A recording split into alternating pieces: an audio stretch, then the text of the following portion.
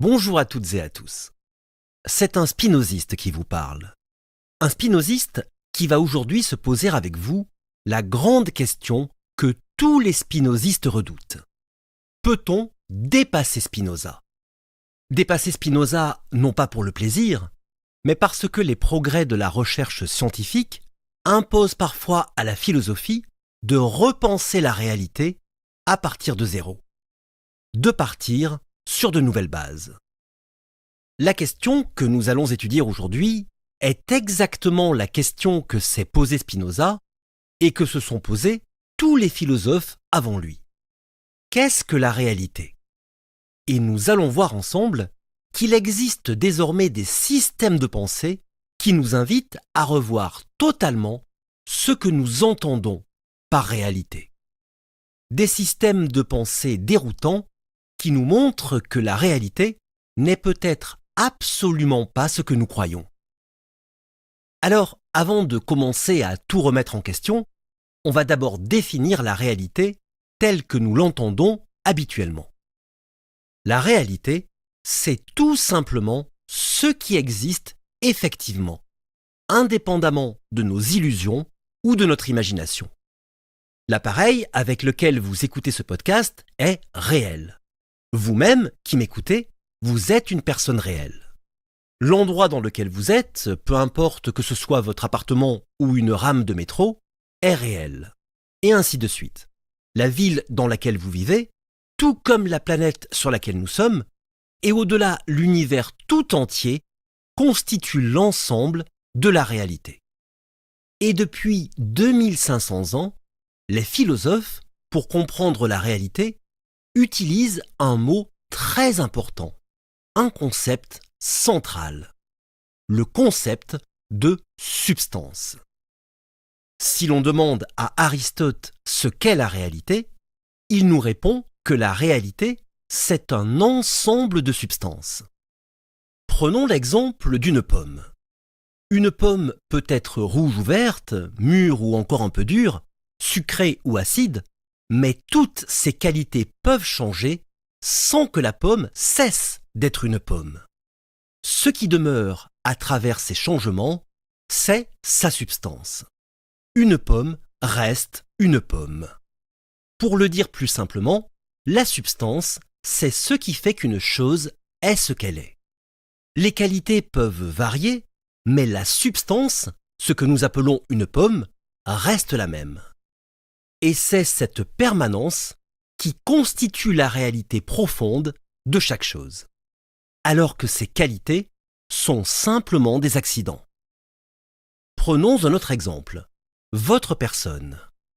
Au fil des années, vous vieillissez, votre corps change, vous avez de plus en plus de rides, de cheveux blancs, bref, vos qualités changent.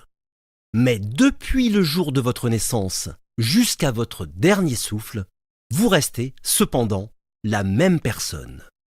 Vous êtes, vous aussi, une substance. Dernier exemple, et non le moindre, l'univers. L'univers fut d'abord une concentration d'énergie très intense en un point minuscule. Puis cette énergie s'est transformée en matière, qui a donné naissance aux particules, aux atomes et à tout ce qui constitue le cosmos. Les galaxies, les étoiles, les planètes, la Terre, vous, moi, et cette pomme dont on a parlé. Et toutes ces choses, selon Aristote, sont des substances. Bon, maintenant, comment définir précisément ce qu'est une substance? Pour Aristote, toute substance est la combinaison de deux choses indissociables, la matière et la forme. La matière, c'est ce dont une chose est faite. Par exemple, la pomme est faite d'eau, de sucre, de fibres. Mais cette matière, toute seule, ne suffit pas à faire une pomme. Ce qui fait qu'elle est une pomme et non une poire, c'est ce qu'Aristote appelle sa forme. C'est-à-dire son organisation, sa structure, la façon dont sa matière est arrangée pour être une pomme. Et vous aussi, vous êtes fait de matière, de chair, de sang, de nerfs, d'os. Mais cette matière, à elle seule, ne suffirait pas à faire de vous une personne humaine. Car un chat ou un panda sont aussi faits de chair, de sang, de nerfs et d'os. Ce qui fait que vous êtes un être humain, c'est votre forme, votre âme, dirait Aristote. C'est-à-dire le principe d'organisation qui structure cette matière en un corps humain spécifique. D'où l'expression « avoir forme humaine ». Et l'on pourrait aujourd'hui aller plus loin encore. On pourrait dire que toutes les choses qui existent dans le monde sont constituées avec la même matière. Des briques fondamentales que l'on appelle les particules élémentaires. Des quarks, des électrons, des photons qui vont s'assembler selon une certaine forme pour constituer un homme, une femme, une fleur, un océan ou une galaxie. La matière s'assemble donc sous telle ou telle forme. Et lorsque la matière compose une forme précise, on appelle cela une substance. À partir de là, nous pouvons définir ce qu'est la réalité. La réalité, c'est l'ensemble de toutes les substances qui existent dans l'univers. Et à travers les siècles, et même les millénaires, plus la philosophie va progresser, plus les philosophes vont redéfinir la notion de substance, pour finalement arriver jusqu'à Spinoza, qui va révolutionner notre façon de penser la réalité en disant « Il n'existe qu'une seule et unique substance ». Les humains, les plantes, les étoiles, la matière, l'énergie, tout ça n'est qu'une seule et même chose, la substance. Cette substance unique, c'est la nature dans son intégralité. Et elle contient tout ce qui est. Chaque chose que nous percevons n'est donc pas, comme le pensait Aristote, une substance particulière, mais seulement une partie de la substance. Ou si vous préférez, une modification de la substance unique. La pomme est une manière dont la substance unique se présente. Vous êtes une autre manière. Une étoile en est encore une autre. Avec Spinoza, la réalité cesse donc d'être un ensemble de substances séparées et devient une unité. Tout est relié. Tout fait partie de la même réalité fondamentale. Ce qui change, ce sont seulement les formes et les arrangements de la matière. Mais la substance elle-même reste une, indivisible, éternelle et infinie. Et ces formes, vous, moi, la chaise sur laquelle vous êtes assis, Spinoza les appelle des modes de la substance. Dans le mot mode, vous entendez le mot modification. Une chaise, c'est un mode de la substance parce que c'est une manière dont une partie de la substance unique s'est modifiée pour former une chaise. Pour Spinoza, la réalité n'est donc pas une collection de milliards d'entités séparées. Au contraire, la réalité est un tout, une seule entité immense dont nous sommes tous, simplement, des parties éphémères. Et ce cadre de pensée s'est imposé pour beaucoup comme une sorte de vérité ultime, aussi bien en philosophie qu'en science. Tout simplement parce qu'il permet enfin de penser la réalité de manière cohérente et unifiée. Au lieu de voir les choses comme isolées et indépendantes, l'idée d'une substance unique montre que tout est relié, que tout suit des lois communes. Et en science, un tel cadre de pensée est nécessaire puisqu'il permet d'affirmer que les mêmes lois physiques s'appliquent partout dans l'univers. Donc, pour le résumer simplement, dans l'histoire de la philosophie, pour définir la réalité, on est passé d'une infinité de substances, comme c'était le cas chez Aristote, à une seule substance infinie qui contient tout, comme c'est le cas chez Spinoza. Et maintenant, écoutez bien. Que se passerait-il si l'on faisait un pas de plus?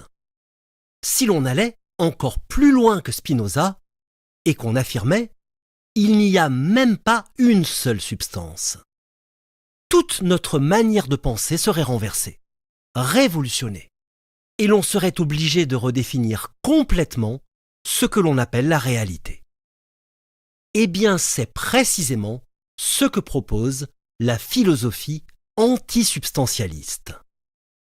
Alors, l'antisubstantialisme a eu plusieurs précurseurs dans l'histoire de la pensée. Mais aujourd'hui, nous allons parler de sa version la plus récente, telle qu'elle est développée notamment par des philosophes comme James Ladyman et Don Ross, qui sont encore vivants à l'heure actuelle. Et que nous dit la philosophie antisubstantialiste? Quelque chose de très simple. Le mot de substance nous induit en erreur. Il nous met sur une fausse piste. Nous avons dit que, jusqu'à présent, lorsque nous nous posons la question de quoi est fait le monde, la réponse que nous donnons, c'est le monde est fait de choses. Et ces choses sont constituées par les briques élémentaires qui forment la matière.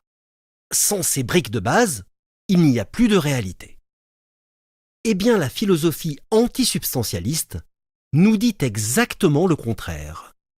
La réalité n'est pas faite de briques, elle est faite d'architecture. Plus précisément, la réalité est une architecture sans briques. Alors voilà une formule déroutante. Une architecture sans briques. Qu'est-ce que cela veut dire? Si la réalité n'est pas faite de briques, qu'est-ce qu'elle peut bien être? En fait, l'image de l'architecture sans briques, c'est une façon de dire que le monde est en réalité uniquement composé de relations et de liens. Oui, mais alors, de liens entre quoi? N'allons pas trop vite. Pour répondre à cette question, il faut apprendre à penser de façon radicalement neuve. On va donc commencer par utiliser une image très simple, qui va nous ouvrir les yeux. Prenons une toile d'araignée. Quand on regarde une toile d'araignée, qu'est-ce qu'on voit? Eh bien, on voit des fils qui se croisent et qui forment une structure élaborée. Maintenant, si l'on s'approche de la toile et que l'on se concentre sur un seul fil et qu'on le suit du doigt, qu'est-ce que l'on constate? Que ce fil est maintenu par d'autres fils qui sont eux-mêmes maintenus par d'autres fils encore. Alors, que nous montre cet exemple?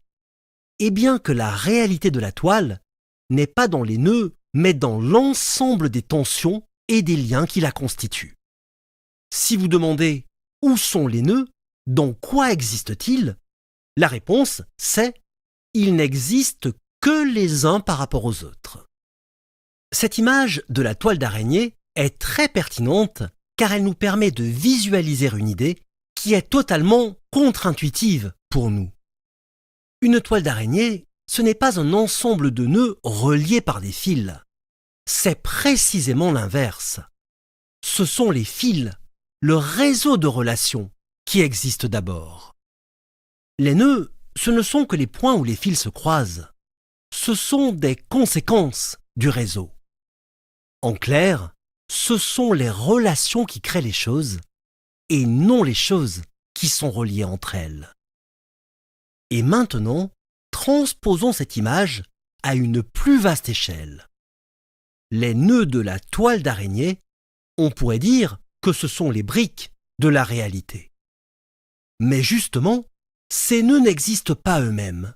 Ils n'existent pas de façon isolée. Il n'y aurait pas de chose solide et indépendante que l'on pourrait appeler un nœud s'il n'y avait pas d'abord la toile. Eh bien, la philosophie antisubstantialiste applique cette logique à l'ensemble de la réalité. Elle nous dit, il n'y a pas dans l'univers des choses qui entrent en relation. Il n'y a que de la relation en elle-même. Les choses n'existent pas. Seule la relation existe. Ce que nous percevons comme des choses, les étoiles, les arbres, les atomes, les particules élémentaires, ne sont rien d'autre que des nœuds. Des nœuds temporairement stables au sein d'un vaste réseau de relations. Et seul ce réseau est réel, non les choses. Ce que nous appelons un être humain, une table ou un atome ne sont en fait que des points de croisement particulièrement denses et durables dans cette toile de relations infinies. Rien de plus. Prenons un autre exemple encore plus simple. Vous êtes au bord de l'océan et vous regardez les vagues. Si je vous demande que sont ces vagues, intuitivement vous allez me répondre « ce sont des parties de l'océan ». L'océan, c'est la substance, et les vagues, ce sont des modifications de la substance. Vous allez me répondre ça parce que votre habitude mentale vous fait penser qu'il y a une substance, l'océan, qui subit des modifications, les vagues. Mais qu'est-ce qui vous permet d'affirmer que c'est bien l'océan qui forme les vagues et non l'inverse? Eh bien, c'est tout simplement le fait que votre pensée est conditionnée, prisonnière du concept de substance. Alors maintenant, on va faire comme si ce mot de substance n'existait pas et on va à nouveau regarder une vague. Qu'est-ce qu'on voit à présent? Non plus une chose composée d'une certaine quantité d'eau qui se déplace. Regardez bien, l'eau de la vague ne voyage pas sur des kilomètres. C'est l'énergie et le mouvement qui se propagent. La vague n'est pas une partie de l'océan, mais le résultat d'une relation, d'une interaction entre la pression du vent, la gravité, le frottement avec les fonds marins. La vague n'est que l'agencement temporaire de toutes ces relations. Si l'on arrêtait le vent, la marée et la gravité, il n'y aurait plus de vague. C'est donc la relation qui est première, qui crée la vague. Maintenant, poussons le raisonnement plus loin. Et si l'océan lui-même n'était qu'une vaste architecture de vagues? Des vagues à toutes les échelles, des vaguelettes à la surface jusqu'aux grandes marées, des courants sous-marins jusqu'aux oscillations planétaires. L'océan ne serait alors que le nom que nous donnons à cet immense tissu de relations mouvantes. Dans cette perspective, la vague n'est plus du tout une chose indépendante qui se moulerait dans l'océan. Elle est l'océan, dans un certain état de mouvement. Au lieu de dire « il y a un océan qui produit des vagues », nous devrions dire « il y a des relations d'énergie et de mouvement qui, à certaines échelles, donnent l'illusion de ce que nous appelons un océan. » Et à présent, nous contemplons les choses avec un regard neuf. Ce que nous apprend la vague, c'est que l'idée d'une substance, l'océan, qui porterait des accidents passagers, les vagues, est une illusion de notre pensée. La philosophie antisubstantialiste nous invite donc à une conversion radicale. Cessez de penser la réalité avec des noms. Substance, chose, brique. Ce que nous appelons une chose, votre main, une montagne, un électron, n'est qu'un moment de stabilité dans ce flux incessant de relations. C'est un nœud particulièrement résistant dans une toile d'araignée cosmique. Ce n'est pas la brique, l'atome, la particule qui est en mouvement. C'est le mouvement lui-même qui compose les briques. Inutile donc d'aller chercher la brique fondamentale qui expliquerait tout. Penser le monde, ce n'est plus chercher ce qu'il est, mais comment il tient ensemble.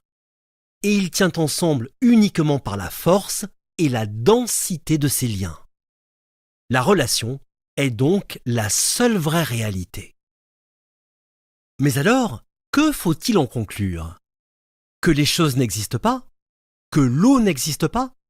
Parce que les atomes qui composent l'eau n'existent pas? Et plus largement, que nous n'existons pas? Parce que la matière qui nous compose n'existe pas? Que l'univers tout entier n'existe pas? Pas si vite. L'antisubstantialisme ne dit pas que rien n'existe. Il dit simplement la réalité existe, mais elle n'est rien d'autre qu'un réseau de relations. Oui, mais alors là, on pourrait faire une objection majeure. En quoi cette nouvelle vision du réel dépasse-t-elle la philosophie de Spinoza? C'est vrai. Après tout, qu'est-ce qui nous empêche de dire que ce réseau de relations qui constitue la réalité, c'est tout simplement la substance unique dont parlait Spinoza. Eh bien, posons cette question à un antisubstantialiste pur et dur.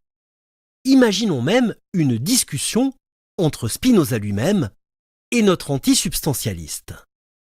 Spinoza pourrait lui dire « D'accord, la réalité n'est qu'un tissu de relations dans laquelle aucune chose n'existe concrètement. Mais ce tissu de relations, ce n'est rien d'autre que la substance unique dont j'ai parlé. » Et là, notre antisubstantialiste pur et dur pourrait tout simplement répondre à Spinoza « Oui, peut-être, si vous voulez. Mais le problème, c'est que le terme même de substance porte un bagage, un héritage conceptuel qui nous trompe, qui nous induit en erreur. Je vous félicite, monsieur Spinoza, pour avoir dit que la réalité est une substance unique. Et je reconnais que votre système philosophique est un immense progrès car il unifie la réalité. Mais vous vous êtes arrêté à mi-chemin. Vous avez éliminé les nombreuses substances, mais vous en avez gardé une. Pourquoi s'arrêter là? La notion même de substance, fût-elle unique, n'est qu'un résidu de notre besoin de penser la réalité comme un grand tout qui contient les choses. Vous affirmez, monsieur Spinoza, que les choses sont des modifications de la substance unique. Mais que signifie ce « de » ? Il implique un support, un substrat. Or, la physique fondamentale n'a pas besoin de ce concept de support. Qu'est-ce que la matière première d'un électron? C'est juste un ensemble de propriétés. Sa masse, sa charge, son spin, qui sont elles-mêmes des aspects de son interaction avec des champs. Il n'y a pas de substrat matériel en dessous. Or, votre concept de substance implique l'idée d'un support qui doit être là pour que le reste existe. Mais moi, je vous affirme au contraire qu'il n'y a pas de support.